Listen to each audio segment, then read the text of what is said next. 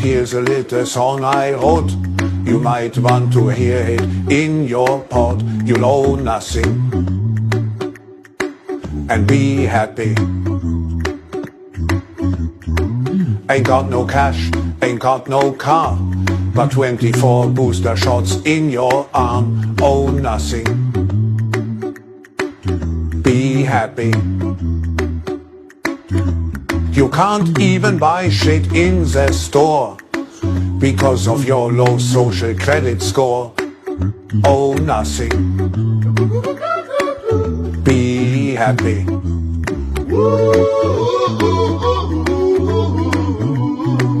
You'll owe nothing and be happy. Be happy and eat the bugs.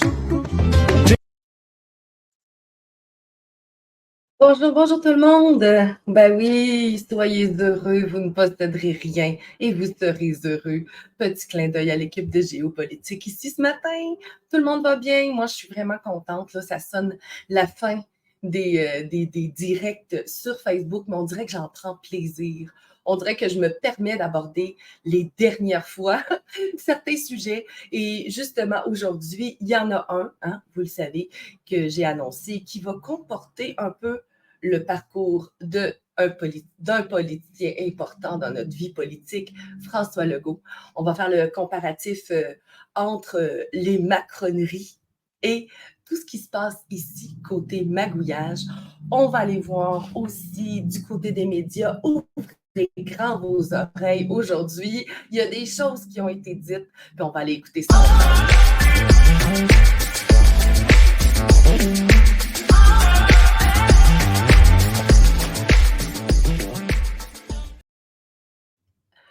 Oui, il y a des choses qui ont été dites. J'ai plusieurs petits partages d'écran. Ça va aller. Je vais essayer d'aller assez vite.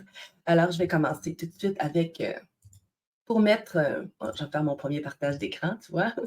Pour mettre un peu en appétit tout le monde, on va aller écouter les propos disgracieux, comme toujours, de cet être pas toujours d'une splendeur immaculée.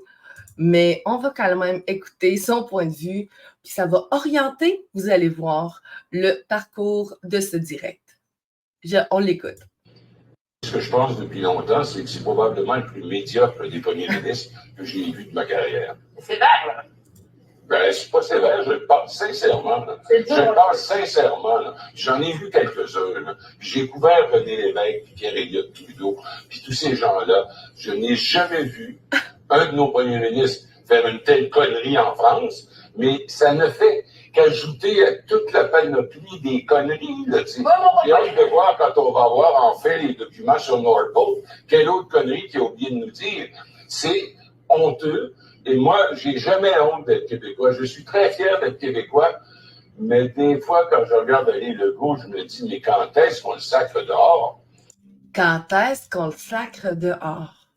Je ne sais pas pour vous, là, mais moi, ça m'horripile. Hey, merci pour les likes. Mettez-moi dans vos commentaires qu'est-ce que vous en pensez des propos de Luc Lavoie.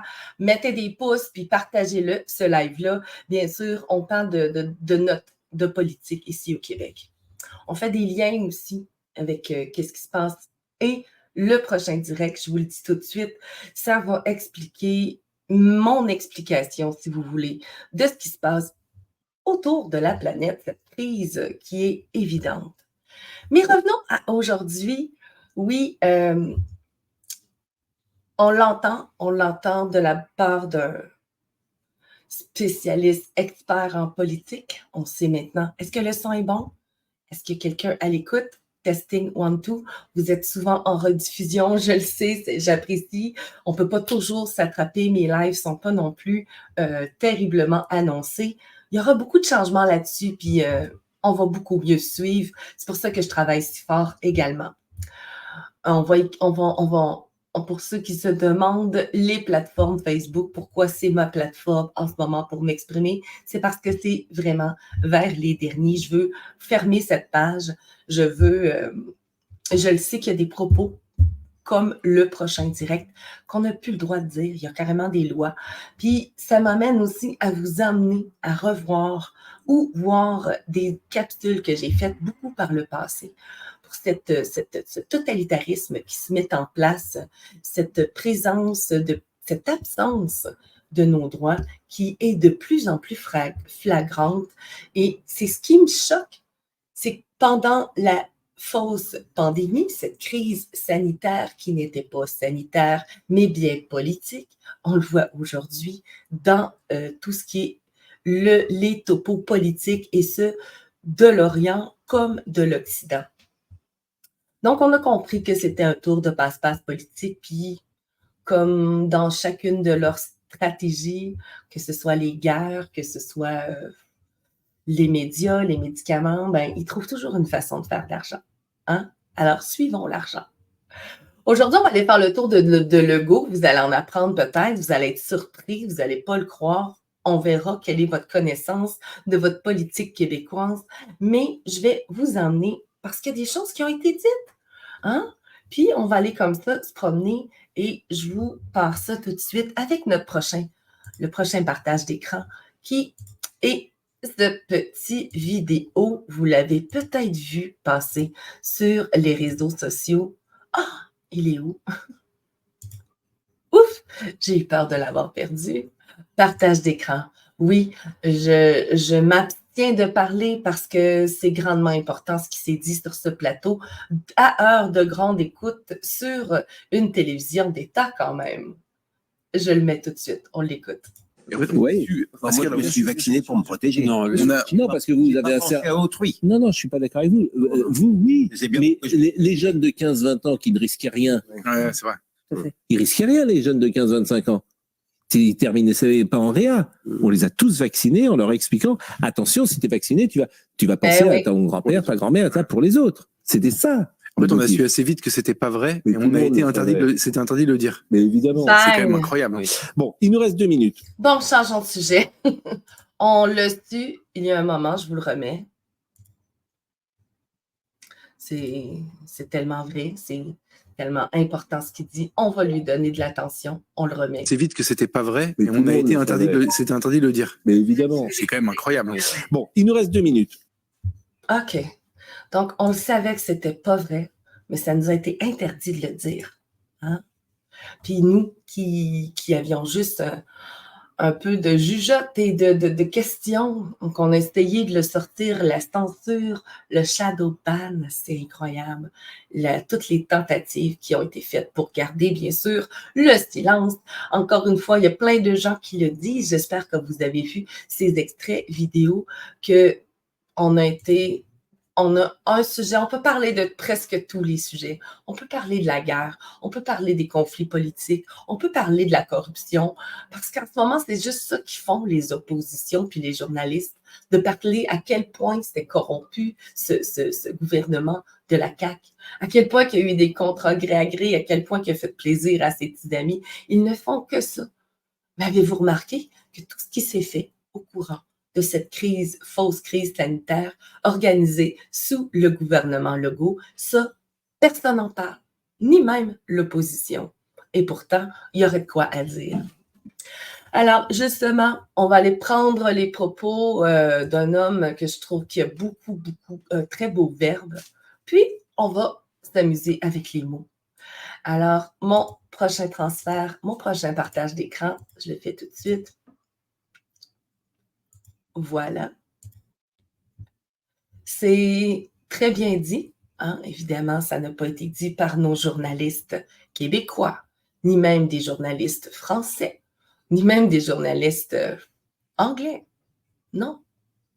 Je pense qu'il est antillais ou d'une région comme ça où ça parle français. Je m'excuse de ne pas avoir retenu l'information malgré que c'est hyper intéressant de l'entendre. Je vous le mets tout de suite. Emmanuel Macron est sans doute le pire président de la République de tous les temps. La période Covid reste gravée dans les esprits et c'est sans compter les scandales à venir dans quelques années.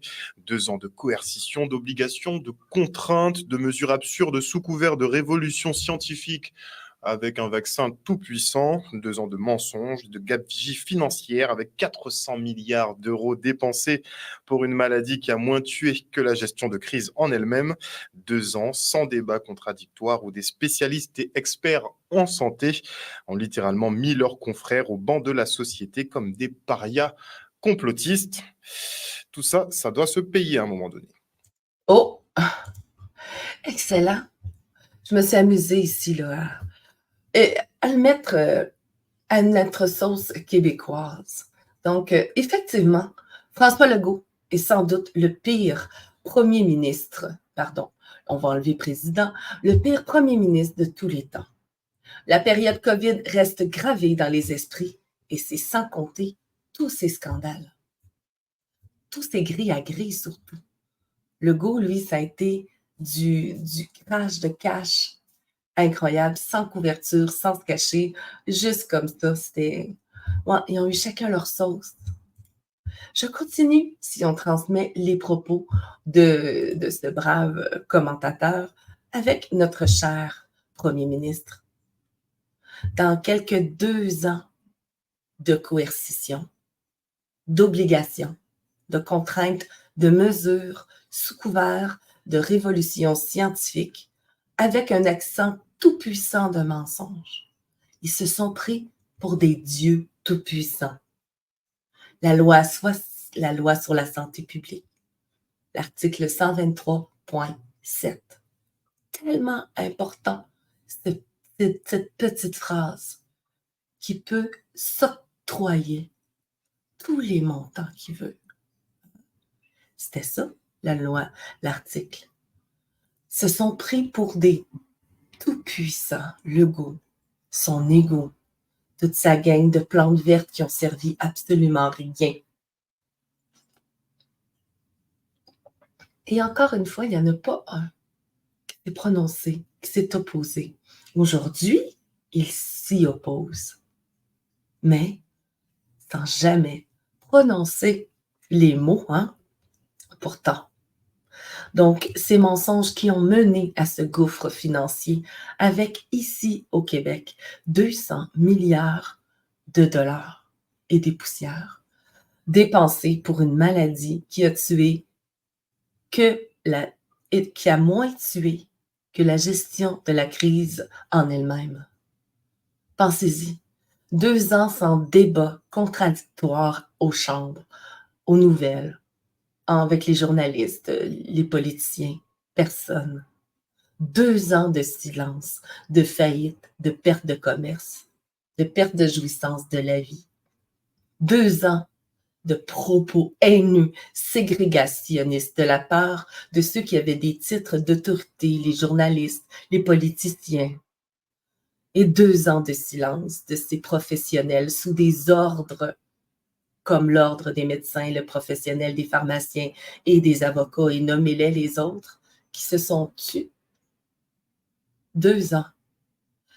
Sans aucun débat, ni de l'opposition, aucun débat contradictoire où des spécialistes experts en santé auraient pu venir débattre aussi. Il n'y a eu aucune justification de chacune des mesures que le gouvernement a mis de l'avant. Parce que le gouvernement de l'Angleterre l'a dit oui, parce que le gouvernement de la France le fait aussi, parce qu'en Italie, on a fait ça. Hein? Tous des pays régis avec la même firme McKinsey, on va y revenir tantôt, laissez pas les informations filer. Donc, tous ces pays ont fonctionné de la même manière, ils se sont octroyés les autres. Là, tiens, lui, il l'a fait, on va le faire. Lui, il l'a fait, on va le faire. Et c'était la seule et unique justification ou démonstration de la nécessité de mettre un couvre-feu au Québec. Hein, tu ne pouvais pas sortir chez toi le soir. Pas de guerre, pas de bombe, couvre-feu. Ça ne vous a pas sonné des cloches. Alors, on va aller voir ce personnage qui est, nous aussi, on le dira pas assez, qui a empêché tout spécialiste, expert en santé, ont littéralement mis leurs confrères ou consoeurs au bord de la société comme des parieurs complotistes. Tout ça doit se payer à un moment donné. C'est tellement bien dit, hein? dans la série qu'on va suivre ensemble, que je suis en train de préparer sur Marois Risky, la députée fédérale, qui, elle aussi, a traité une partie de la population, dont moi, personnellement, comme des parias complotistes. Et je vous le dis, le dossier Marois Risky, je l'espère qu'il va bien se terminer avec, évidemment, des choses qui vont être dites et qui vont aussi, à un moment donné, il faut que ça se paye. Tout ce qu'ils se sont permis de faire.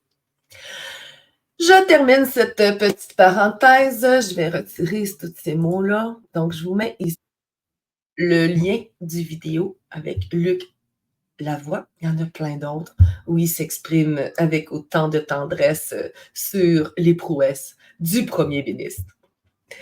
Alors, on va aller justement, on est rendu à ces chiffres, à ces mensonges, hein, comme de quoi il n'y a pas que Macron qui a l'exclusivité, comme nous disait tout à l'heure le vidéo qu'on vient de regarder. On va aller juste faire un petit vite-vite comme ça, un aperçu des chiffres sur lesquels il se basait de ce fameux médicament qui était, vous le savez, vous vous souvenez, qui était, mon Dieu, sûr et efficace. Hein? Donc, je vous laisse, j'ai trouvé ce petit bijou traîné comme ça sur mon... Voyons, ça m'énerve cette fenêtre-là. Vous ne la voyez pas par contre. Hein? OK, vous ne la voyez pas. Donc, qui traînait sur mon X, je vais finir par le dire. Je vais vous le mettre puis me taire. On l'écoute. Excellent petit extrait. Vous le garderez dans vos archives.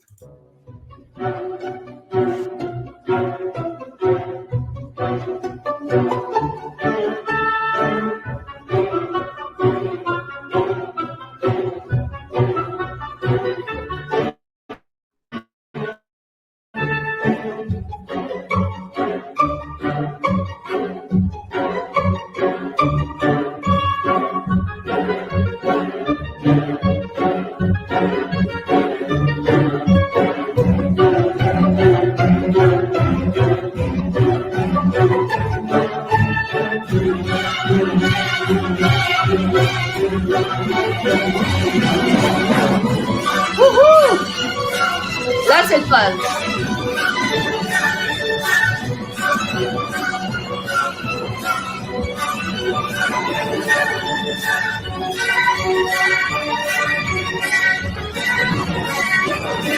You might need another shot. We've got to make sure we clarify that with people. It has nothing to do with whether or not it's effective.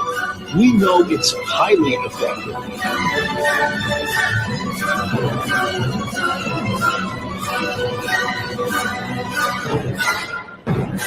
Highly effective.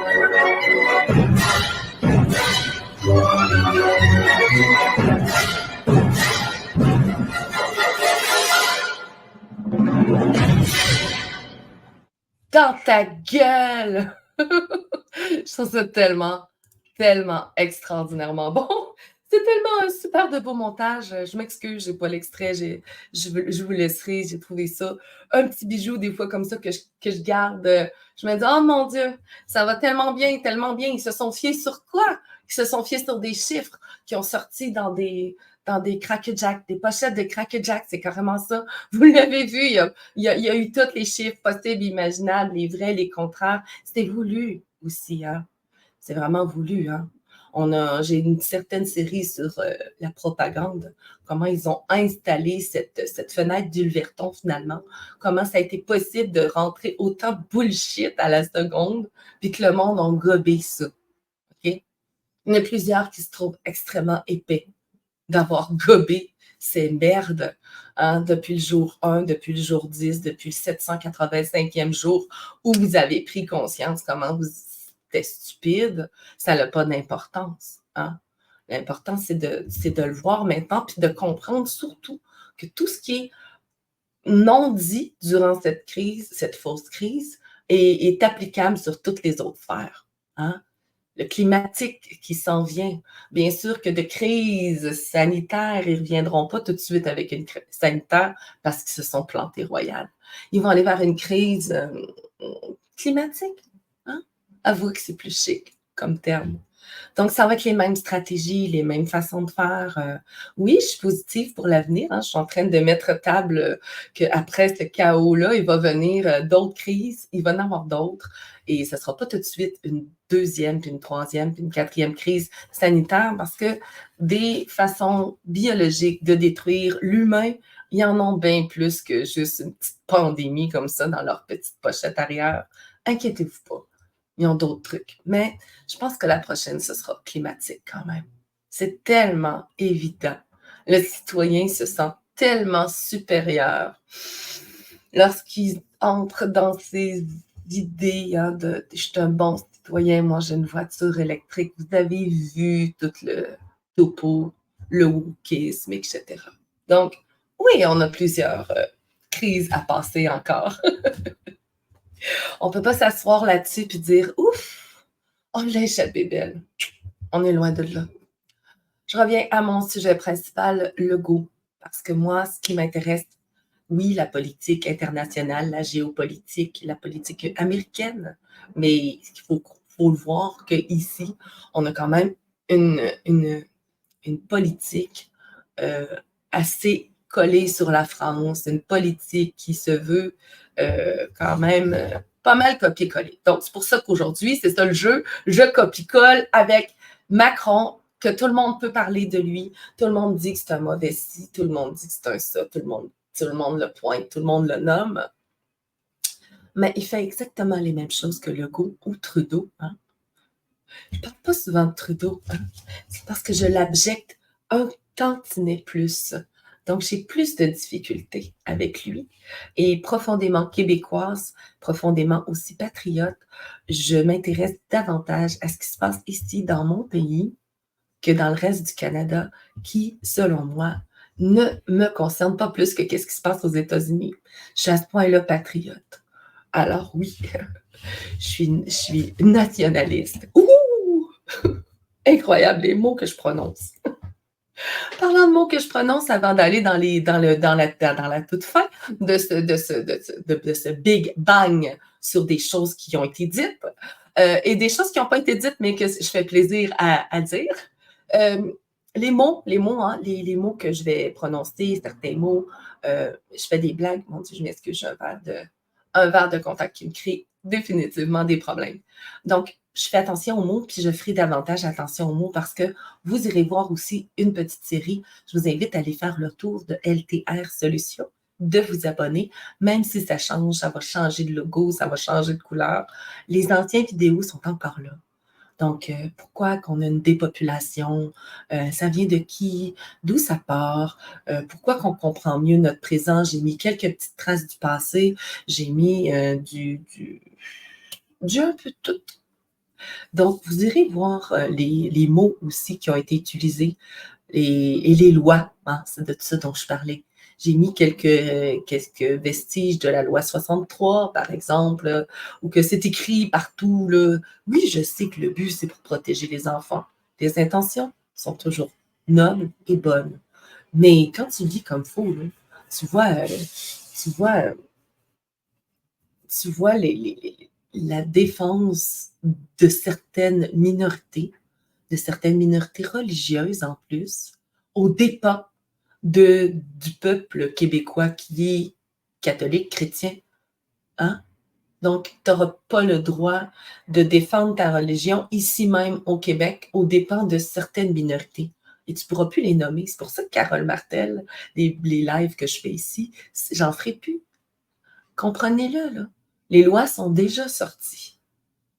Tu vas, comme en France ou en Angleterre, te faire envahir complètement par une autre ethnie qui ne parle pas ta langue, qui ne pratique pas ta religion, qui ne pratique pas tes coutumes, qui ne connaît rien, qui n'est même pas capable d'affronter un hiver parce que dans son pays, il ne connaît pas ça. Puis tu vas te faire tasser, comme en France, comme en Angleterre. Ces minorités de peuples autochtones. Oh, excuse-moi. désolée, ça l'a sonné dans mes oreilles. Donc, ces minorités au Québec, le mot autochtone sonne étrange, mais quand même, la colonie française a réussi à se faire allier avec les Premières Nations, les Autochtones du Québec. Donc, c'est les colonisateurs anglais qui ont colonisé les colons. On va les appeler comme ça, les colons, au Québec. C'est les colons, plus que les Autochtones. Mais par contre, en France, en Angleterre, c'est des gens qui sont là, qui ne seront plus là très, très bientôt. Et c'est voulu. Si vous voulez savoir d'où ça part puis où ça va, ben j'en fais une petite analyse dans mon prochain direct. Donc, tout de suite après celui-là que je close parce que ça parle d'ici, ça parle du Québec, ça dénonce Legault et ses milliards de dépenses. Puis ensuite, je m'en vais du côté de un peu plus d'où ça part. Et bien sûr, ça l'explique extrêmement bien, cette crise Orient-Occident et cette crise qui est complètement religieuse au Moyen-Orient. Ben voilà, c'est tout. Alors, je vais remettre tout simplement pour cette conclusion les propos. Faut pas que je te perde. Ah, d'accord. Je vais juste aller, arrêter ça, merci. Voilà. Partagez. Merci, les likes. Hein. Je vous le dis, c'est un plaisir de vous retrouver, mais j'ai un plaisir de vous lire également. Alors, laissez vos commentaires. Qu'est-ce que vous en pensez? Comment vous avez vu votre crise? Est-ce que vous l'avez passé à vouloir dire tout ce qui est dit maintenant et d'avoir eu cette misère, cette difficulté à ne pas pouvoir la dire? Donc, je remets notre Luc. Ce que je pense depuis longtemps, c'est que c'est probablement le plus médiocre des premiers ministres que j'ai vu de ma carrière. C'est vrai.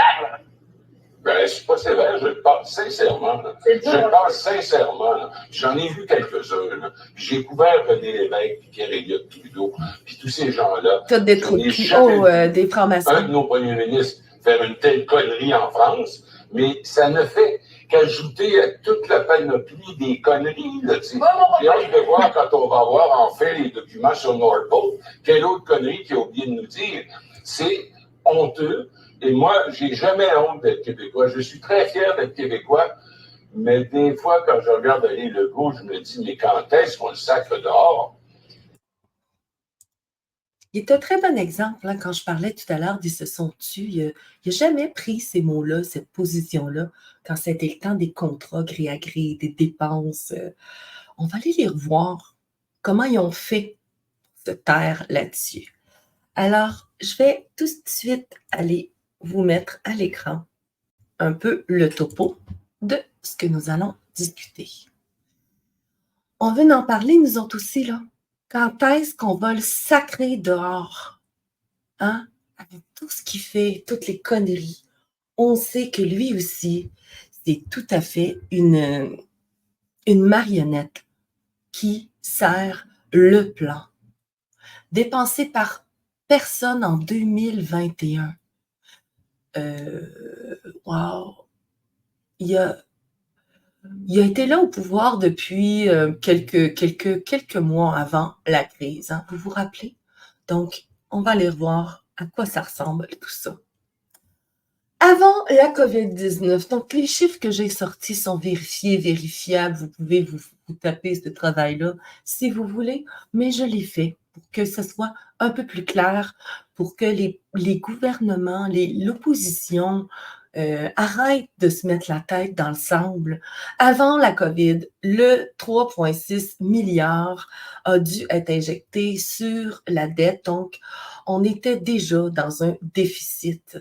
Mais comment François Legault a pu obtenir 203 milliards, 224 millions de dollars de dépenses durant son règne? C'est incroyable. Celui-ci, c'est le résumé, donc c'est peut-être un peu écrit petit. Je vais aller en faire la lecture. C'est le résumé, donc je trouve important.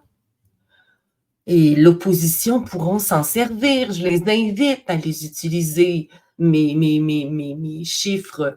Donc, il a dépensé, liés à la COVID, 28,7 milliards de contrats gré à gré. 28,7 milliards de dollars. 6 milliards de dollars contrats à gré à gré. Vous irez voir dans mes vidéos concernant le test PCR, cette arnaque. Et là, juste pour faire de l'argent, j'explique contrat gré à gré, le 6 milliards, à qui est allé cet argent, aux amis de qui le propriétaire redonnait des services. On a eu aussi, bien sûr, tous ces experts qui ont été payés pour venir sur les ondes à coût de millions par semaine pour pouvoir, en tant que personne avec conflit d'intérêts, avec des millions de dollars de compagnies pharmaceutiques pour dire tout ce qu'ils sont venus dire, mais il y a eu évidemment de la part du gouvernement des dépenses qui, je pense, sont encore à ce jour cachées dans les coffres. Mais des contrats gré à gré, vous irez fouiller dans mes petits tests PCR où je reviendrai. Vous me direz en commentaire si vous voulez que je revienne avec cette série du test PCR. Ça comprend là-dedans les contrats gré à gré. J'ai tout bien expliqué l'arnaque du cas test PCR. Parce que pas de test PCR, pas de cas, pas de pandémie. Vous vous souvenez? Des équipements de protection individuelle qui ont été uniquement acheminés à des propriétaires qui étaient dans la mire. Donc, encore des contrats gré à gré, mais appelés sous un autre nom, 3,4 milliards de dollars. J'ai sorti le nom des propriétaires. Fourniture médicale, 1,12 milliards de dollars. Là aussi, tout a été fait durant cette crise sanitaire avec un article 123.7, je vous le rappelle, qui leur donnait la possibilité de dépenser autant qu'ils voulaient. Donc, 1,12 milliard de stock qui a été entreposé après, des plexiglas qui ne servent plus à rien, des lignes, tout, des réanimateurs, des produits et tout. Ils ont tout dépensé de façon malsaine. C'est le terme qui est exact. Ressources humaines, ça c'est la firme McKinsey, 683 millions de dollars. Il ne faut pas oublier qu'elle a été extrêmement présente durant la campagne de vaccination. Je vous laisse à la fin du vidéo un petit vidéo pour vous rappeler de ces ressources humaines parce que nous, les Québécois, nos fonctionnaires n'avaient pas les compétences pour prendre des décisions. Alors, on a dû engager, nous aussi, comme 160, je ne sais plus trop combien de pays, plus de 35 pays, ça c'est clair, qui ont utilisé cette même firme pour pouvoir jouer, manipuler, comme on a vu dans le dernier direct. Le gouvernement avoue avoir manipulé les gens. Ils ont utilisé les techniques de manipulation d'une firme américaine qui s'est remplie les poches, pas juste avec le gouvernement canadien. 683 millions de dollars. Immobilier et travaux de construction, ça c'était les cabanes à COVID, les cabanes à test, les cabanes à vaccination. C'est tout du stock qui ne servait plus à rien après, qui ne sert plus. C'était 224 millions de dollars de stock qui est à la poubelle. Mais encore une fois, c'était les petits amis qui en ont profité. Vaccination et dépistage, juste pour le test PCR, 138 millions. Et tous ceux qui avaient les laboratoires étaient des amis aussi. Donc, le monde est beau au Québec. Je trouve qu'ils ont bien profité. 137 millions de dollars technologie de l'information qui n'a jamais marché. Souvenez-vous, 137 millions. Il n'y a aucun plan technologie qui a été proposé, amené ou implanté qui a fonctionné. Donc, 137 millions de dollars dans les égouts. Tant qu'à polluer, eux autres sont bons. Équipements médicaux, 105 millions de dollars. Entrepôt et transport, évidemment, ces maudits injections, ils devaient être réfrigérés au début, vous vous souvenez? À un moment donné, c'était plus important, là. puis personne ne réfrigérait, mais ça a quand même pris des entrepôts et on est resté, il ne faut pas oublier que le gouvernement Trudeau s'était approprié 10 doses par Québécois, hein, par Canadien. Donc, les Québécois en font partie. Qu'est-ce qu'on a bien pu faire avec tout cet overstock-là? J'en ai aucune idée, parce que la vaccination s'est terminée pas mal à la 3e. 4e, c'est extrêmement rare. Ce n'est que ceux qui ont été obligés, dont les personnes en CHSLD, en résidence pour personnes âgées, et tous les autres qui ont un petit quelque chose de dérangé, ou sinon, il n'y a plus personne qui a été injecté à partir de la 3e. Donc, les 7 autres doses de trop, ils ont été entreposés, ils sont encore entreposés au coût de 44 millions de dollars. Location, donc toutes ces salles, tous ces trucs qu'ils ont pris, à un moment donné, ils ont pris le stade olympique. Pensez-vous qu'il était gratis? 18 millions de dollars. En frais divers, 134 millions. Le coût net de la crise sanitaire pour le réseau de santé, c'était 15 milliards de dollars. Tu sais, pour absolument rien. On a vu des hôpitaux vides, on a vu des gens se faire vraiment offrir et injecter des produits pour raccourcir leur vie, mais on n'a rien vu de palpable. Les dépenses en 2022-2023, donc post-crise, si vous voulez, 12 milliards. Les investissements dans la filière de batterie, 16 milliards de dollars. Crime, c'est plus que le COVID. Hein? Fait que là, moi, je comprends pourquoi les gens capotent par rapport à cette filière de batterie-là. Moi, j'ai capoté à chacun des dollars dépensés de trop pour la crise. Puis là, tu vois qu'il y a un investissement de 16 milliards, quasiment 17 milliards. En tout cas, je termine parce que oui, c'est clair qu'on en finit découragé, mais vous irez les lire, ces informations. Je vous les laisse à l'écran pour que vous puissiez, je sais que c'est peut-être un peu petit, ça dépend sur quel écran vous le regardez. Donc, on parle de 15 000 $ par personne que ça nous a coûté, ce beau règne par année, on s'entend. 15 000 $ par personne pour une population de 8 millions. Ça n'en fait des bidous avec un déficit de 11 milliards de dollars. En plus du 3,5 milliards de dollars quand il a commencé, il finit tout ça avec un 11 milliards de dollars supplémentaires. Ce qui fait le grand total de 203 milliards 240 millions. Ouf! C'est quelque chose. Attends, je vous reviens. Et bien sûr, après la COVID, donc je vous ai passé ça vite, je vous ai lu sans vous mettre l'image. Donc, on comprend peut-être mieux maintenant les propos de M. Lavoie. On remarque qu'il est souvent assez à côté de ses pompes, mais quand même, hein, vous l'avez compris, c'est du jamais vu et c'est comme ça en France depuis des années. Et on va, dans le prochain vidéo, dans mon prochain direct, on va aller voir, peut-être que ça vient de quelque part, tout ça. Peut-être que tout ce beau monde-là, et ils ont un patron. Puis, on va, comme aujourd'hui je l'ai fait, le petit parallèle entre la politique Macron, sous Macron, avec toutes ces choses qui sont dénoncées. Si vous avez accès, bien sûr, à ces pages de blogueurs, de créateurs de contenu politique en France, c'est très épeurant. Je vous préviens aussi que la campagne de vaccination pour la COVID-19 en France, elle est déclenchée. Donc, à chaque rhume du petit automne qu'on a, le petit nez qui coule de nos enfants, ça va se retrouver ici. Soyez prêts et dites non. Pas comme la première fois, dites non. Les enfants, comme on le voyait en début avec le vidéo, où ça a été dit sur les ondes, on le sait que c'est pas bon. Puis on n'avait pas le droit de le dire. Ben maintenant que c'est dit, prenez les décisions pour protéger mieux les enfants.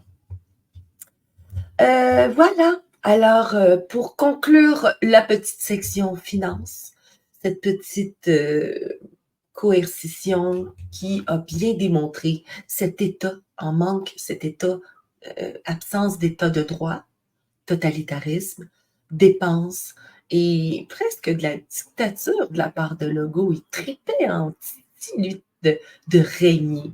OK? Donc, les fameuses ressources humaines qu'on a vues tout à l'heure viennent de la firme McKinsey et je vous rappelle de son implication dans cette campagne de vaccination. Alors, je vous laisse sur un de mes vieux vidéos comme ça sur Étienne Paré, qui est de la firme McKinsey et qui a bien travaillé. C'est juste ça qu'il faisait. Hein? Il prenait des tableaux, il fabriquait des petits tableaux, puis là, il les donnait en France, puis il les donnait au Canada. Puis là, ben, le Canada faisait ça avec « Ah, tiens, nouveau rapport de notre firme, semblerait-il. » Puis c'était tout orchestré, là. Hein?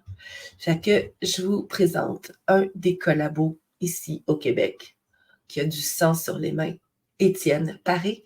Et c'était dans mes petits reportages, plus sur Rumble, ceux-là, je crois. Ceux qui n'ont pas découvert la chaîne Rumble, LTR, Solution Rumble. Il y a pas mal des choses que je ne peux pas dire sur YouTube, que je ne peux pas dire sur Facebook, qui se retrouvent sur Rumble, dont celui-ci, que je vous passe un extrait.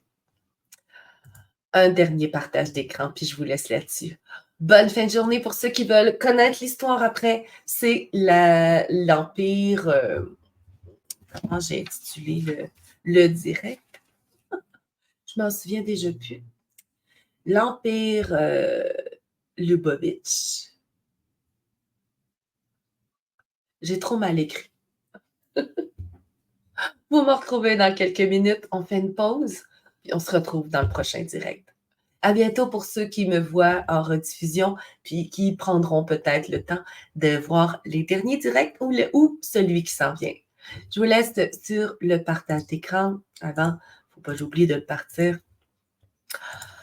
Et voilà. Je vous souhaite à tous une excellente fin de journée. Puis pour les autres, on se revoit de l'autre côté. Bye bye tout le monde. Chez politique du ministre. Son expertise, les chiffres. Lui, ces chiffres sont pas bons. Ils sont pas bons, là. Anciennement employé dans une banque, il est arrivé ici en pleine pandémie. Et il a créé les fameux BI, qui signifie en anglais Business Intelligence. C'est en clair une recension des diverses données disponibles sur le système de santé mise en graphique. Le ministre, comptable de formation, en raffole. Really effective. These vaccines are safe. They are incredibly effective. Vaccines are safe and effective. Getting a booster different from your original vaccination is likely safe and effective. But if there's one message that needs to cut through all this, the vaccines are safe. I promise you, they are safe and effective. Researchers have confirmed that the Oxford AstraZeneca COVID vaccine is safe and effective. These conditions included strokes, transient ischemic attacks, pericarditis, myocarditis, erratic heart rates, arrhythmias, rapid onset and progression of various cancers to include testicular cancer, esophageal cancer, brain tumors, neuroendocrine tumors, spinal tumors, thyroid dysfunction, multiple sclerosis, cognitive impairment, persistent severe insomnia, suppression of the immune system, unprovoked blood clots in the splenic and portal vein, avascular necrosis, liver dysfunction, menstrual irregularities, and miscarriages. Dance, baby, dance like the world is ending. Dance, baby, dance like the world is ending. Dance, baby, dance cause the world is ending. Dance, baby, dance like the world is ending. Dance, baby, dance like the world is ending. Dance, baby, dance cause the world is ending. Get vaccinated. It's incredibly effective, but the truth is, not enough people are getting it. We've got to change that so we can all have a safe and healthy holiday season.